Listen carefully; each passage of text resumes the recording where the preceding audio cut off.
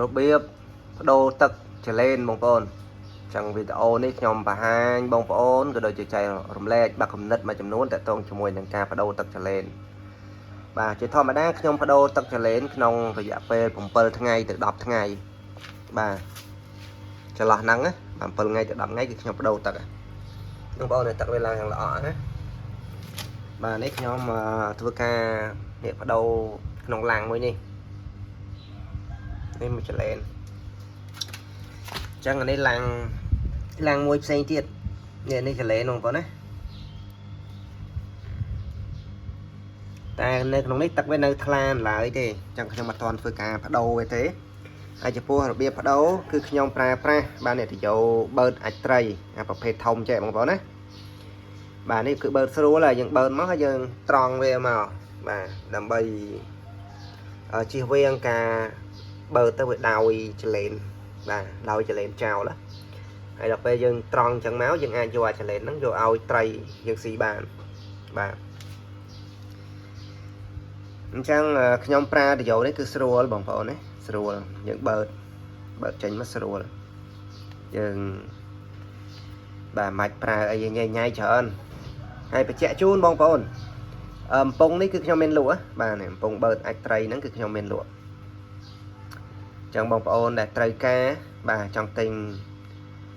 នេះអំពងបឺតអាចត្រីហ្នឹង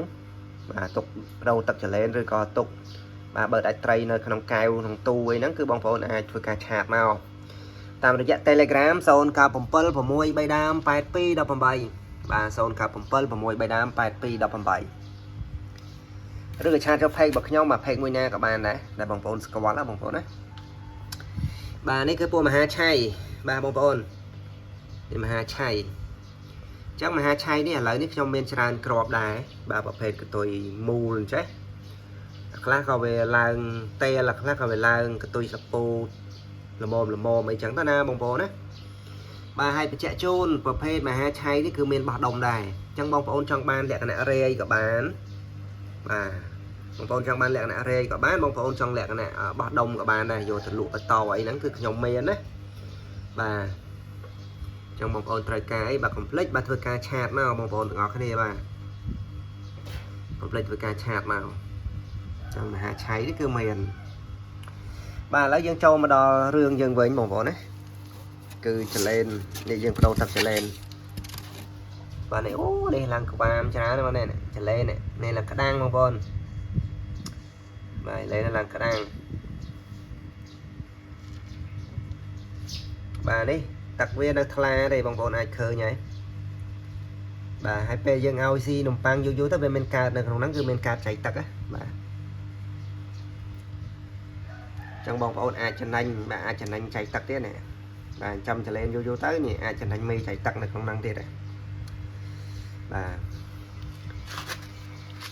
អញ្ចឹងនៅក្នុងនេះខ្ញុំអត់ដូរទេដោយសារទឹកវានៅថ្លាទេបងប្អូនណាហើយបញ្ជាក់ទៀតគឺខ្ញុំដូរទឹកចន្លោះពី7ថ្ងៃទៅ10ថ្ងៃនេះបងប្អូននេះចលែនហើយចលែននំប៉័ងហ្នឹងក៏ខ្ញុំមានលក់ដែរបងប្អូននេះចលែននំប៉័ងហ្នឹងខ្ញុំមានលក់ដែរឥឡូវមានអាបែកហើយល្មមចំហ្នឹងបាទមាន2ឡាំងដែរចឹងបងប្អូនដែលត្រូវការកុំភ្លេចបើធ្វើការឆាតមកទឹកក្នុងនេះឡើងល្អហើយបងប្អូនអាចឃើញនេះអាហ្នឹងយើងត្រូវដូរវាចេញអានេះត្រូវដូរចេញចឹងបញ្ជាក់ជូនបងប្អូនបាទបញ្ជាក់ជូនបងប្អូនដែលត្រូវការពូជចលែននំប៉័ងឯងបងប្អូនអាចធ្វើការឆាតមកខ្ញុំមាន12ឡាំងឯងបាទឥឡូវអត់ទាន់បានបែកបន្ថែមទេបាទនេះឡើងខំស្អាតបាទអានេះក៏យើងត្រូវការដូរដែរនេះទឹកនេះបាទទឹកនេះត្រូវការដូរដែរបាទនេះក៏យើងត្រូវការដូរដែរទឹកវាឡើងល្អហើយបាទអញ្ចឹងចលែននំប៉័ងនេះពីមុនឡើយបងប្អូនខ្ញុំឃើញតែនៅបាទខៅប្រទេសគេចិញ្ចឹមនៅខៅប្រទេសអញ្ចឹងខ្ញុំគិតថាបើសិនជាមានកសិដ្ឋានណាដែលគេនាំចូលពូចលែននឹងមកបាទកសិដ្ឋានណាដែលគេនាំចូលពូចលែននឹងមកខ្ញុំនឹងរត់ទិញបាទរត់ទិញយកមកចិញ្ចឹមធ្វើពូជព្រោះខ្ញុំគិតថាចលែនហ្នឹងគឺវាល្អបងប្អូន bà chúng kết ta pù trở lấy nó cứ là o dừng chầm ai ao tray và dừng xì bà nó bà anh này san tục này bông po này này san tục này như này làng tôi mà xa trong con này mỗi nè san tục này nhà môi càng xoay nhé xa chẳng bông po trong cho được thôi po giấy mà em lấy cho tăng gặp a này nè xa nhà môi càng xoay nó xa trong con chẳng thọt trở lấy là bà hai bằng bốn và tí cho tẹt tông mối của san tổng đầy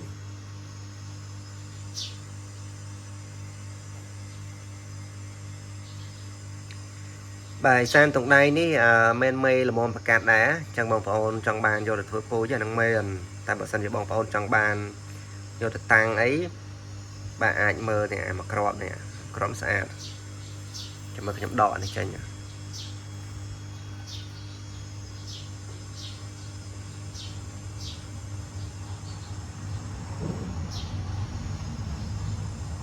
bà hàng cao ấy nó hàng stir trong cái tôi tay trong con cao ấy bà một nít mà xa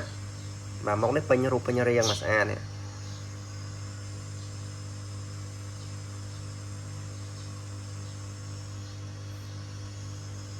nè nít pin rup pin riêng xa đã một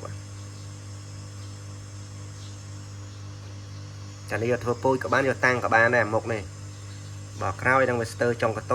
tôi với hàng cái chẹp mà thấy chứ hay proi cao với hàng